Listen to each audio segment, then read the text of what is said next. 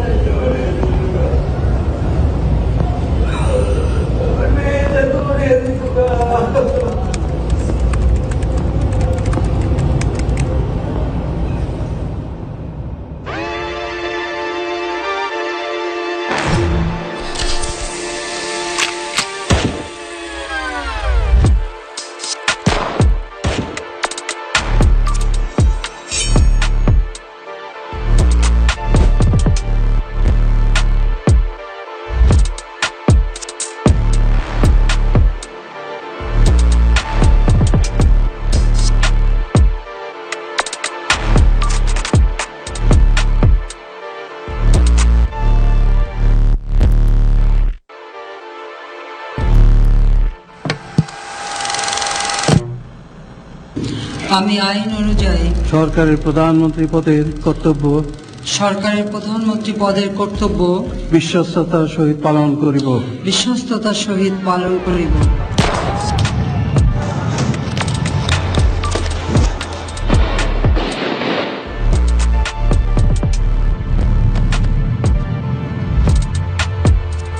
আমি সংবিধানের রক্ষণ সমর্থন ও নিরাপত্তা বিধান করিব।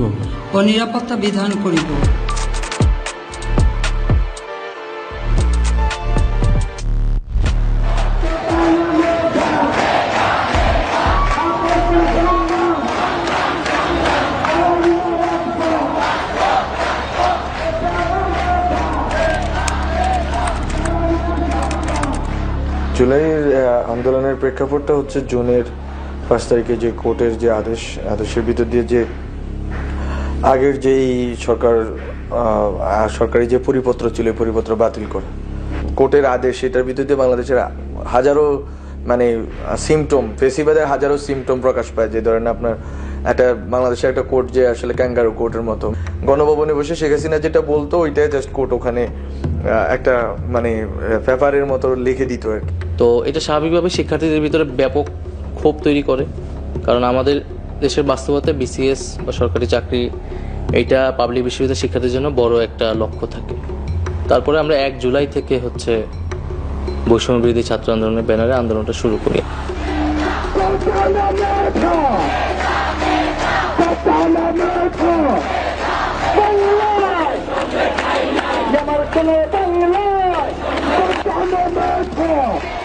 প্রতিটি পয়েন্টে পয়েন্টে কলেজ এবং বিশ্ববিদ্যালয়ের শিক্ষার্থীরা নেমে আসবেন এবং বাংলা পকেট কর্মসূচিকে সফল করবেন।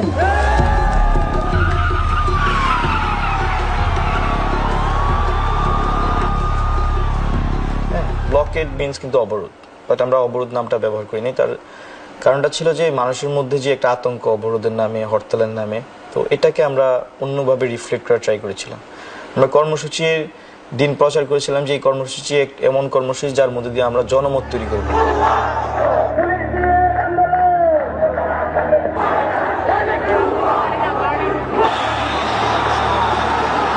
মুক্তিযোদ্ধাদের নাতিপুতিরাও পাবে না, তাহলে কি রাজাকারের নাতিপুতিরা পাবে?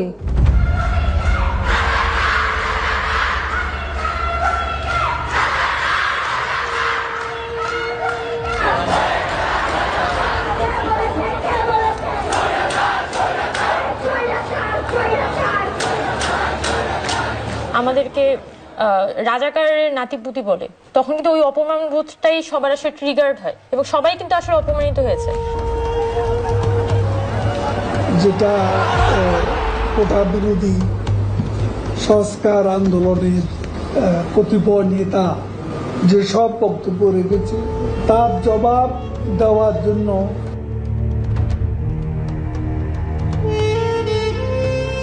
একটি কথা বলতে চাই, আন্দোলন যাবে, আন্দোলন আসবে, বাংলাদেশ ছাত্রলীগ থাকবে।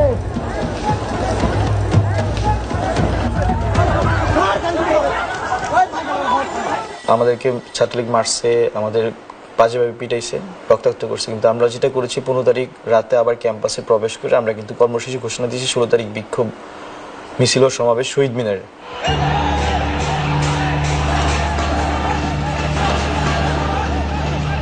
শহীদ মিনারে অনেক শিক্ষার্থীরা সেদিন জড়ো হয়। শহীদ মিনারে আমাদের কর্মসূচি চলমান থাকা অবস্থায় আমরা আবু সাঈদের মৃত্যুর খবর শুনতে পাই।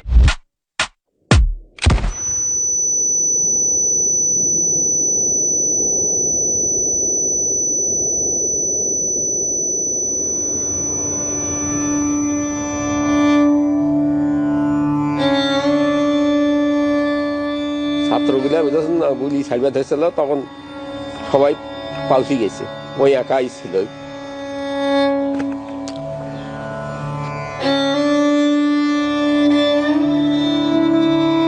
কষ্ট না গেলে সব সময় মনে হয়, খাতি নিতে সব সময় মনে হয় ঘরে দেয়ারে বেড়া আছে, ঘরের সঞ্চয় মঞ্চে কলে পড়ে, আশেপাশে বেড়া আছে, সব সময় মনে হয়। না ছেলে ফিরত পালে তো আমার অন্তরটা ভরাই থাকতো। নয় কথাটা কি, গোটাল বাংলাদেশ দিলেও কি আর ছেলেটা ফেরত পাওয়া যাবে?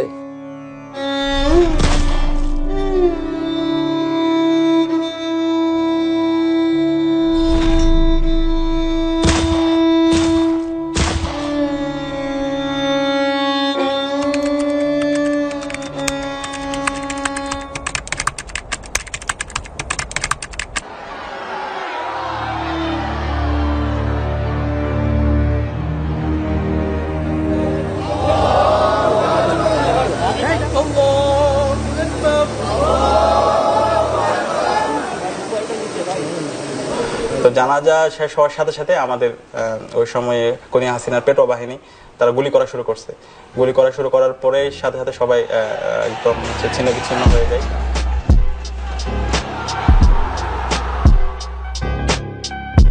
এমন পোলাপাইন আসলে ওই দিন হচ্ছে যে পুরা যুদ্ধংদেহী অবস্থায় আসছে যে ডু অর ডাই, আজকে ছাত্রলীগের ক্যাম্পাস থেকে বের করবে।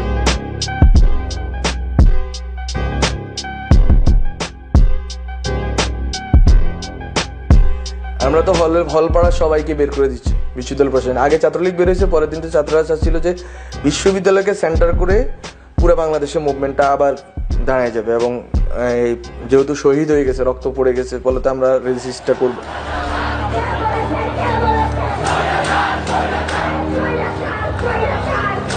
তো যখন আন্দোলনটা বেগবান হচ্ছে ওই সময়টাই শাহবাগের একদম এক্সেসটা বন্ধ করে দেওয়া হলো, হল থেকে লীগের পেটোয়া বাহিনী সবাইকে বের করে দিল। At that very moment BRAC university বা এই ধরনের যারা কখনোই পূর্বে এত বেশি সক্রিয়ভাবে কোনো আন্দোলনে অংশগ্রহণ করেনি, এই ইউনিভার্সিটিগুলোর স্টুডেন্টরা যখন সামনে এগিয়ে আসলো, তখন এই জিনিসটা আসলে হাসিনার সরকার আসলে ফোর্সই করতে পারেনি। প্রাইভেট ইউনিভার্সিটিগুলোর কনসেন্ট্রেশন যেখানে, ওখানে লড়াইটা বেশি হয়েছে। যেমন আপনি রামপুরা বাড্ডার ওখানে ইস্ট ওয়েস্ট ব্র্যাকের লড়াইটা হয়েছে। তারপর উত্তরাতে যেখানে প্রাইভেট ইউনিভার্সিটি বা বিশেষ করে কলেজগুলো, স্কুল কলেজগুলো, ওখানে লড়াইটা হয়েছে।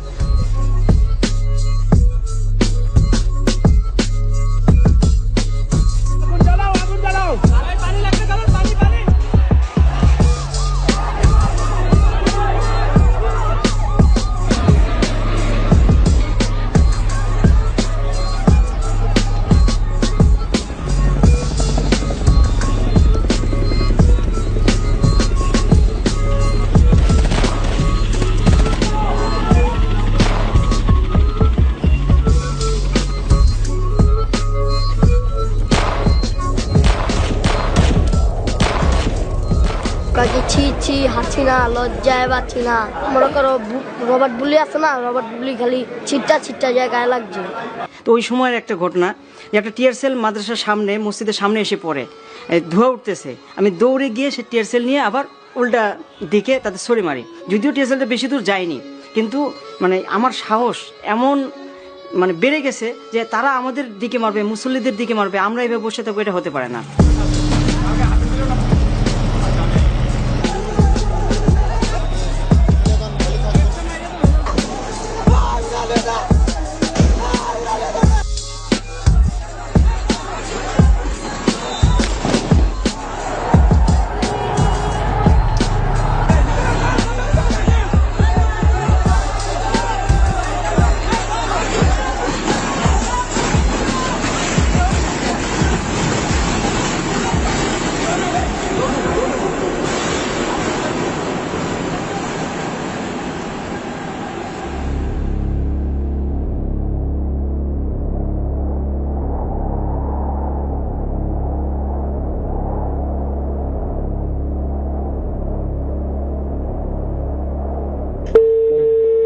যাচ্ছি আমি, ঠিক আছে, গাড়িতে হচ্ছে তো।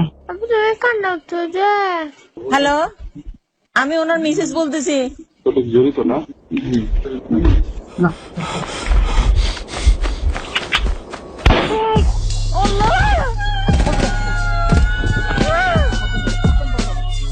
মানে হাসিনা তো পুরোটাই হচ্ছে যে একটা মানে বিভৎস একটা মানে কি বলা যায়, একটা প্রতিহিংসা পরায়ণ খুনি মানসিকতার একটা মানুষ। ফ্যাসিজমের একটা মূল কথা হলো তাদের একমাত্র আইন হচ্ছে যে তাদের স্বার্থের সাথে যা সম্পর্কিত সেটা তারা দেখবে, যারা বিরোধিতা করবে তাদের শেষ করে দেবে। ফ্যাসিস্ট রেজিমের সময় কথা বলাটাও অসম্ভব ছিল গভর্নমেন্টের এগেইনস্টে, কারণ আইন প্রয়োগকারী সংস্থা দ্বারা এই প্রত্যেকটা একটা বড় মেকানিজম দ্বারা এই প্রত্যেকটা গুম এবং হত্যা করা, এমনও সিক্রেট ডিটেনশন সেল যে ডিসপোজ করা হয় এমনভাবে যে তাদেরকে লেথাল ইনজেকশন দিয়ে শ্বাসরোধ করে মেরেও ফেলা হয়। মেরে ফেলার পরে ডেড বডিকে আসলে ওই ওজন দিয়ে ভার বস্তা দিয়ে বেঁধে নদীতে, মাঝ নদীতে মাঝ সমুদ্রে যে ফেলে দেওয়া হয়। হাজারো অগণিত মানুষের সাথে এটা করা হয়েছে। আমি তো শুনছি, তো দেখি নাই। আমি আর পারি না আব্বা, আপনারা আমার একটু শান্তি করে দেন না আব্বা, আমার একটু শান্তি করে দেন আব্বা। আওয়ামী লীগ এটা করতে পেরেছে কারণ যে কোনো ধরনের ভয়ঙ্করতম অপরাধ করার মতো মাইন্ডসেট আওয়ামী লীগ নেত্রীর এবং তার অনুগতদের ছিল। ফ্যাসিস্ট ভূমিকাটার মধ্যে তো আওয়ামী লীগ ছিলই, সে গণজাগরণ মঞ্চ বা শাহবাগকে ব্যবহার করছে, সেটা বলতে পারি আমরা।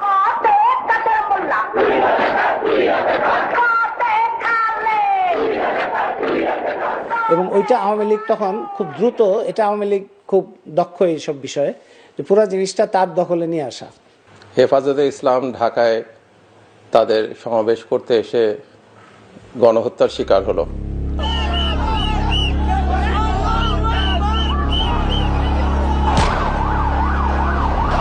আমরা আমাদের ফ্যাক্ট ফাইন্ডিং এর মাধ্যমে জানতে পারলাম যে সেখানে মারা গেছে অনেকেই, সেই তথ্য আমরা দিলাম।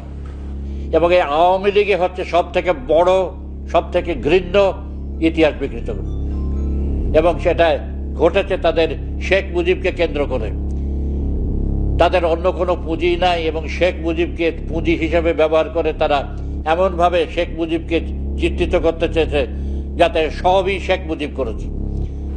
1972 থেকে 75-এর মধ্যে ফ্যাসিজমের লক্ষণ ছিল এক নেতা এক দেশ, এবং সেই জন্য তারা জাতীয়তাবাদ নামক একটা আদর্শকে সামনে এনে বলছে যে এখানে সবাইকে বাঙালি হয়ে যেতে হবে। এবং তখনও তারা যে বাহিনী তৈরি করেছিল, জাতীয় রক্ষী বাহিনী, এটা হলো ফ্যাসিস্ট বাহিনী। মুক্তিযুদ্ধ হচ্ছে বাংলাদেশের ইতিহাসে সবচেয়ে গৌরবময় জায়গা এবং বাংলাদেশের মানুষের সাহসের একটা জায়গা। যে দেশের মানুষ পাকিস্তানের এরকম বর্বর সামরিক বাহিনীকে মোকাবেলা করতে পারে, সেই দেশের মানুষকে কে পরাজিত করতে পারবে? যে এই মুক্তিযুদ্ধটা বেদখল হয়ে আছে কিছু দুর্বৃত্তের হাতে, লুটেরার হাতে, দখলদারদের হাতে, সেটা জনগণের হাতে ফেরত আনতে হবে। আওয়ামী লীগ আসলে একটা ছেঁড়া ভেড়া দল, তার ভিতরে কোনো শৃঙ্খলাই নাই। তার কে যে কোথায় টাকা চুরি করছে কেউ জানে না।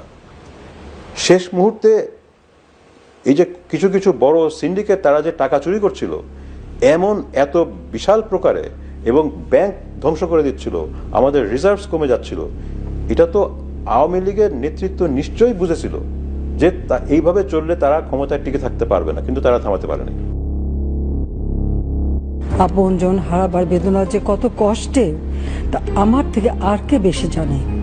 আমি খালি সকলের সহযোগিতা চাই, আর এইভাবে মায়ের কোল খালি হোক এটা আমি চাই না, কারণ আমি তো বাবা মা সব হারিয়েছি, আমি তো জানি হারাবার ব্যথা কত কষ্ট। খুনি হাসিনা বলে যে এই কষ্ট শুধু সেই বুঝে, সে যদি বুঝতোই তাহলে সে এত প্রাণ নিত না।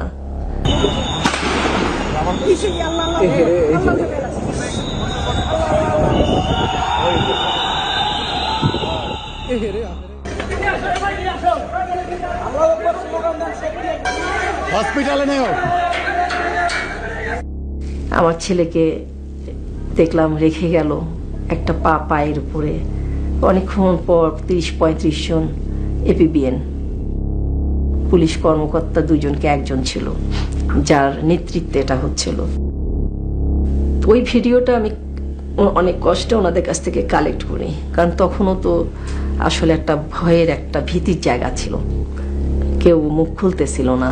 আসলে এই দৃশ্য যে কোনো মা, যে কোনো ভাই, যে কোনো বাবা বোন দেখে তো সহ্য করতে পারবে না। পুলিশ, আমলা, সামরিক বাহিনী, আদালত, যত রকম আছে, তার রাজনৈতিক দল, তার ছাত্রলীগের ঠেকাটে বাহিনী, সব দিয়ে এমন অবস্থা করে রেখেছিল যে এমনি সাধারণ কোনো আন্দোলনের মাধ্যমে, নির্বাচনের মাধ্যমে তো নয়, সাধারণ কোনো আন্দোলনের মাধ্যমেই তাকে ফেলা যেত না।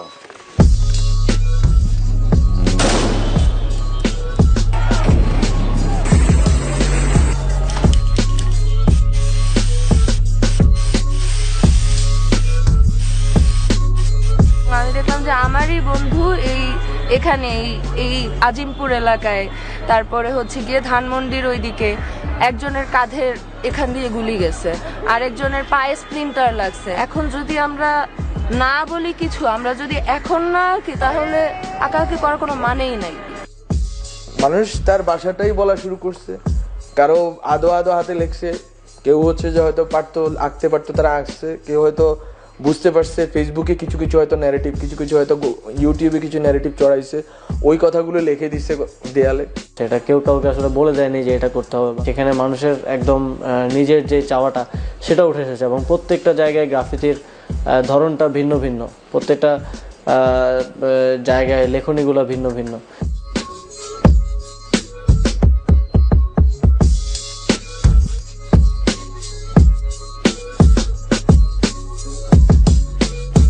একদিকে একটা প্রবল নিপীড়ক ক্ষমতাকে তো আপনি সরাসরি আক্রমণ করতে পারছেন না, তারা অস্ত্র নিয়ে আসছে, গুলি নিয়ে আসছে, পেশি শক্তি নিয়ে আসছে, আপনি তাকে কিভাবে প্রতিরোধ করবেন? তো আপনার কাছে তো ভাষাটাই রয়েছে, তো ওই ভাষার লিখিত, কথ্য এবং চিত্রিত রূপ আমরা গণ অভ্যুত্থানে দেখেছি। সবার মধ্যে একটা ক্ষোভ যে আমাদের ভাই মারা গেছে, আমাদের বোন মারা যাইতেছে, আরো মারা যাইতেছে, সবাইকে গ্রেফতার করতেছে, শিল্পী গ্রেফতার হইতেছে, মানে তখন আবার হান্নানও গ্রেফতার হইছে আন্দোলনের সময়। তো তখন এই যে পুলিশের বা এই আওয়ামী লীগের দানবীয় যারা গুন্ডা বাহিনী, তাদের যে এই অত্যাচার, এইটার মধ্য দিয়ে আসলে প্রকাশ পাইছে যে মানে মানুষ একটা মানে দানবের কোল ঘেঁষে আছে, মানে কোলের মধ্যে জনতা রয়ে গেছে, রাষ্ট্র আর রাষ্ট্র হয়ে উঠতে পারে নাই।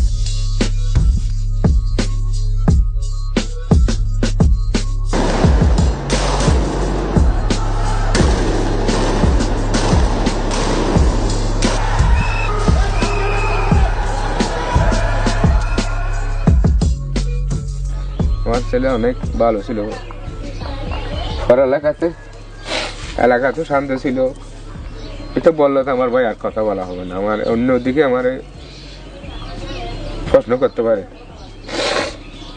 আমার মনে হয় না মানে মরে গেছে, সেটা মনে হয় না, মনে হয় এখনো চট্টগ্রামে আসবে এরকম।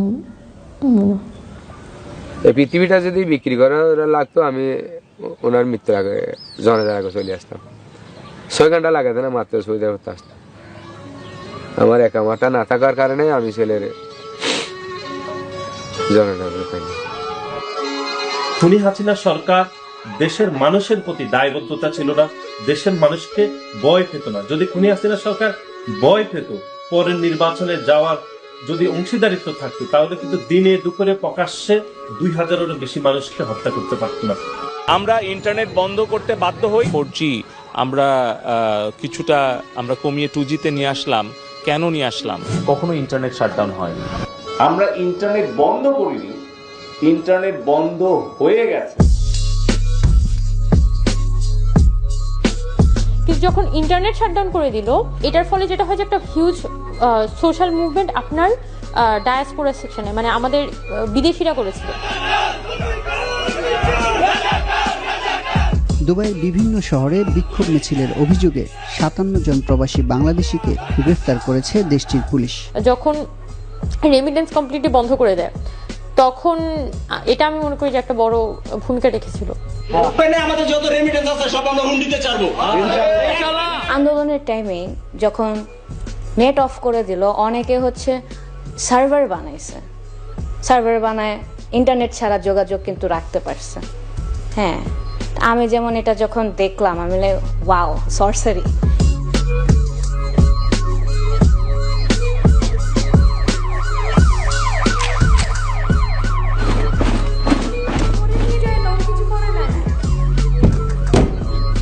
মানে আমার দরজায় অনেক লাথির আওয়াজ, আমি অনেক ভয় পেয়ে যাই ওই টাইমে।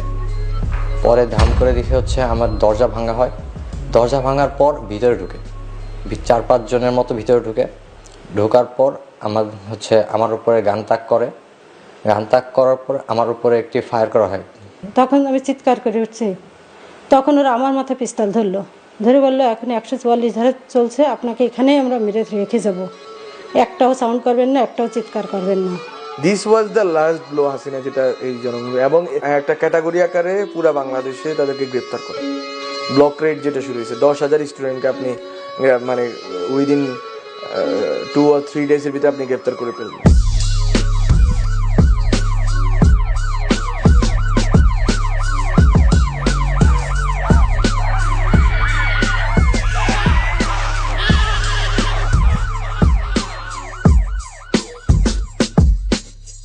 মানে আমার চাকরি জীবনে এরকম মানে এত গুলির ডেড বডি কখনো দেখিনি। সবসময় তো আমরা এগুলো কাজ করে অভ্যস্ত, কিন্তু যারা এখানে ভুক্তভোগী তারা তো কখনো এরকম অভ্যস্ত না।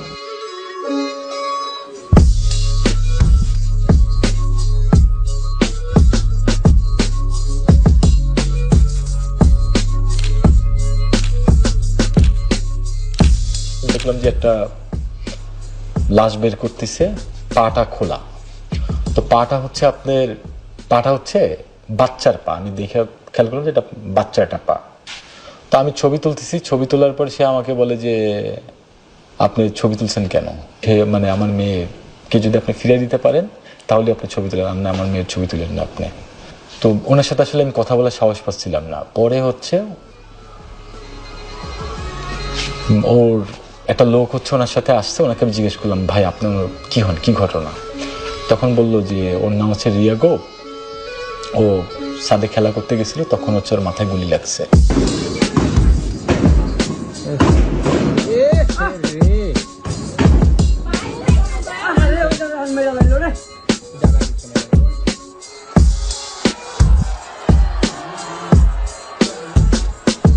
তখন মনে হয়েছিল যে কোনো মুহূর্তে আমার কিংবা আমার আরো সাথী জন যারা আছে তাদেরও মৃত্যু হতে পারে।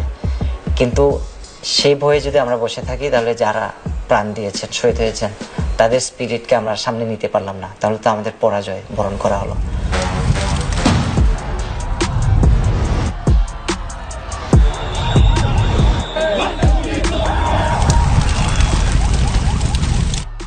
তো গণস্বাস্থ্য ওইখানেও পুলিশ ঝামেলা করে আমাকে থাকতে, যাতে আমাকে বের করে দেওয়া, এই ধরনের চাপ তৈরি করে। হাসপাতালে একটা পর্যায়ে আমাকে লুকায় রাখা হয়, বলা হয় যে আমাকে ছেড়ে দেওয়া হয়েছে। তো ওইখানেও পরে গোয়েন্দা সংস্থার লোকেরা আসে এবং আমাকে খুঁজে বের করে এবং পুরাটা জিম্মি করে রাখে। পরে একটা পর্যায়ে ওখান থেকে একটা সংবাদ সম্মেলন করায় আমাকে দিয়ে, যাতে স্থগিতের ঘোষণা যাতে আসে। তো যেদিন কোটার প্রজ্ঞাপনটা সরকার দেয় কোর্টের রায়ের 2 দিন বা 1 দিন পরে, তো সেদিন মিডিয়ার সামনে আমরা বলি যে না, আন্দোলন চলমান থাকবে, এই কোটা সংস্কারের এই প্রজ্ঞাপন আমরা মানতেছি না। তো তারপরে সেদিনই বলে দেয় যে এটা আমাদের লাস্ট চান্স ছিল, যেহেতু তারা এখন আমাদের আর কোনো সিকিউরিটি দিবে না, আমাদের লাইফ থ্রেট হবে। তো এরপরে হাসপাতাল থেকে ডিবি অফিসে নিয়ে যায়।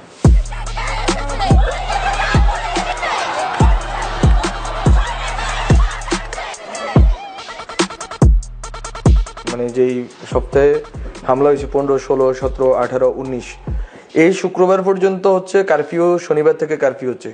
এই শনিবারের কারফিউ থেকে একটা সপ্তাহ গেছে, পরের সপ্তাহ হচ্ছে ডিবিতে ছাত্রদের সমন্বয়ক আছে 2টা সপ্তাহ। এরপরের শনিবারে তো হচ্ছে যে 3রা আগস্ট আমরা হচ্ছে যে মানে এক দফা ঘোষণা করলাম। এই 2টা সপ্তাহ হচ্ছে জনগণের লড়াইয়ের সপ্তাহ।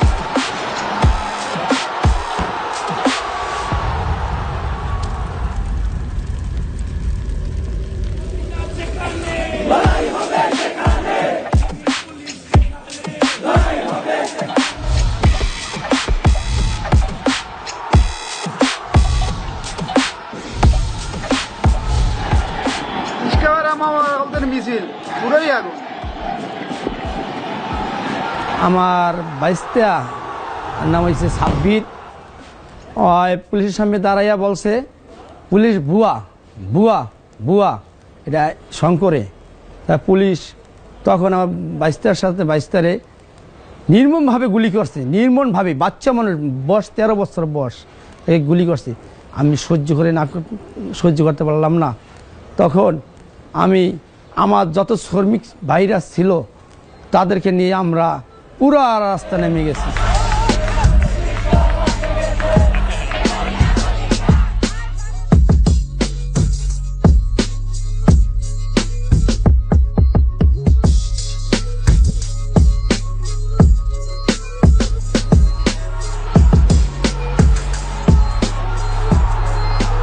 মানে খুবই অন্যরকম, মানে মিছিলটা কিন্তু খুবই ভাইব্রেন্ট ছিল এবং প্রত্যেকটা মানুষ স্লোগান দিচ্ছিল। এবং আমার মনে আছে যে আমি যখন মিছিলটার ভিতরে ঢুকছি তখন দেখি যে মোটামুটি এটা হচ্ছে চলচ্চিত্র কর্মীদের মিছিল। সেদিন আসলে আমি টের পেয়েছিলাম যে এটা হচ্ছে শেখ হাসিনার একদমই লাস্ট যে খুঁটিটা, যেটা আসলে মানে একদমই থাকে না যে একটা রেজিমের আসলে কোন কোন গ্রুপগুলা, কোন কোন সাপোর্ট বেসগুলো আসলে নাই হয়ে যাইতে হয় একটা রেজিম ফল করার জন্য। এটা হচ্ছে একদম লাস্ট অফ দ্য লাস্ট। কিন্তু এই ব্যাপারে ছাত্র সমাজের একটা কনসেনসাস ছিল, কারণ 2018 সালের যে কোটা আন্দোলন, 2018 সালের যে সড়ক আন্দোলন এবং 16 বছরের স্বৈরাচারের সবটা মিলিয়ে যেই ক্রোধ, ক্ষোভ, ঘৃণা তৈরি হয়েছিল, তার একটা উদ্গীরণ যে এবার ঘটতে যাচ্ছে সেটা খুব স্পষ্ট ছিল।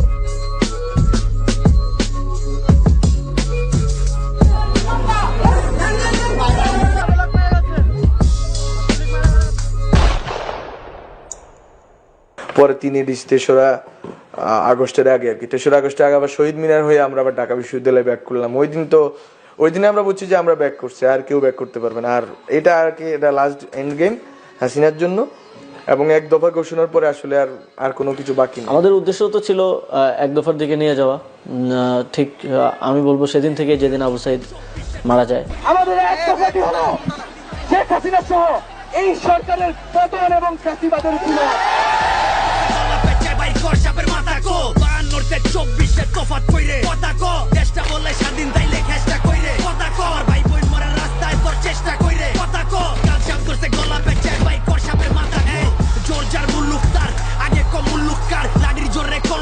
শান্তির নামে তুল্লকার গাইল মারলি, পশু মারলি, মারতে আইলি আজ আবার। রাজা যখন প্রজার জানলয় জিগা তাইলে রাজাকার। আমার মানচিত্র কান্দে আইসকা দেখা দেশের হাল রে, লাল সবুজের পতাকা মা পুরাটাই দেহি লাল রে। তলোয়ার একাডে জাগর হওয়ার কথা ঢাল রে, বাপের জিব্বাই সইতারে না উচিত কথার ঝাল রে। তোর দালালের মাইরে মাইরা দেশের বাইরে, দলের বাইরের শেল্টার লইয়া মারস নিজের ভাইরে। যখন দেশ বেচা ক্যাশ করস, দেশ প্রেম যাই কই তোর মাইরা জাগর মাথা ফাট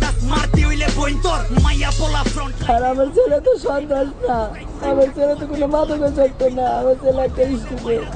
ও বিজয় মিছিলে হয়ে গেছে ছাত্রদের সাথে আন্দোলনে। একটা ছেলে ছিল আমার, একটা গুলিতে আমার পোলা যায়, মানে সব স্বপ্ন শেষ। কিন্তু সরকার যেন এই রক্তের সাথে যেন সরকার বেইমানি না করে, সরকার যেন আর বিচার করে।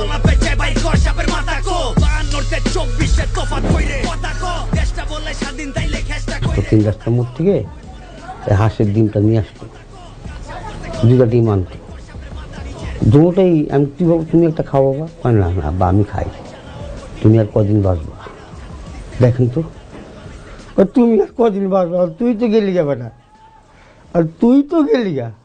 আমি আমার ছেলে নিরীহ ছেলেটা কেন মারা হইল বিচার চাই।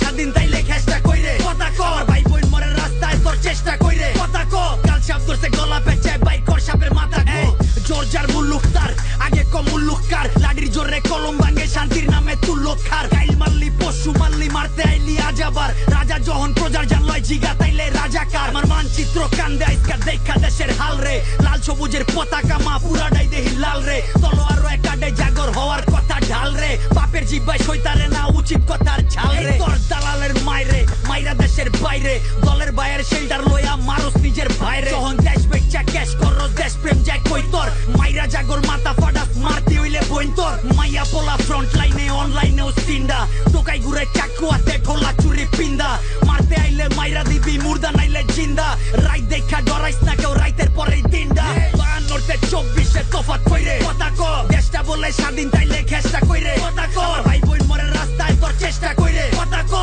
কাল সাপ ধরছে গলা পেঁচায় বাইক কর সাপের মাথা কো, 52-24 তফাৎ কইরে কথা কো, দেশটা বলে স্বাধীন তাইলে খেষ্টা কইরে কথা কো, ভাই বোন মরে রাস্তায় তোর চেষ্টা কইরে কথা কো, কাল সাপ ধরছে গলা পেঁচায় বাইক কর সাপের মাথা, নিজের বাইর গোছ খাস বিবেকের তল প্যাডে পোস্ট মাইরা, আওয়াজ তুলে যারা অবটিটকারী দেশ পোস্ট মাইরা, ছাত্র দিছে ভাষাই না দেশ বানাইছে ছাত্ররা, যেই হাতে কলম খাতা ওই হাতে দেশ হাত করা, মুক্তির লেগা যুদ্ধ কইরা মুক্তি দেয় তোর মিলল কই, ভাষার লেগা লইরা যদি বোবা হয়ে এই পইরা রই, এই বেড়া তোর যুক্তি কই, মিরা মিরা যত উক্তি কই, দেশের মেরুদণ্ড ভাঙতে যায় আর নিজের কবর নিজে খুরবি ওই, দেশ গড়ার সবক দিয়া কামের সময় সইরা যাস, কার রক্তে পাড়া দিয়া বিজয় মিছিল কইরা যাস, মায়ের বুক খালি কইরা রঙের মহল কইরা যাস, বাচ্চা থাক খালি জানি ভিতরেতে মইরা যাস, জবান খুললেই জবান ছিলাই আর সিলাইব কয়জনের, একজনে মা পইরা গেলেও খাড়াই যাইব 6 জনে, জন্ম লইছি মরতে মরার ডর দেয় না আমাগো, 100 জানে মরলেও লাখো সে জান কইব কথা কো, 52-24 তফাৎ কইরে কথা কো, দেশটা বলে স্বাধীন তাইলে খেষ্টা কইরে কথা কো, ভাই বোন মরে রাস্তায় তোর চেষ্টা কইরে কথা কো,